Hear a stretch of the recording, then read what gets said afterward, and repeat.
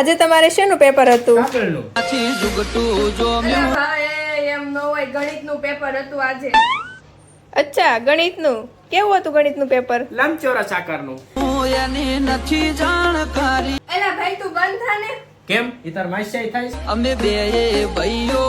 એલા પણ આજે સાહેબ અમારે છે ને અઘરું પેપર નહોતું અને સહેલું પેપર નહોતું, મીડિયમ હતું. હવે તમે ઘરે જઈને શું કરશો? જમવાની તૈયારી.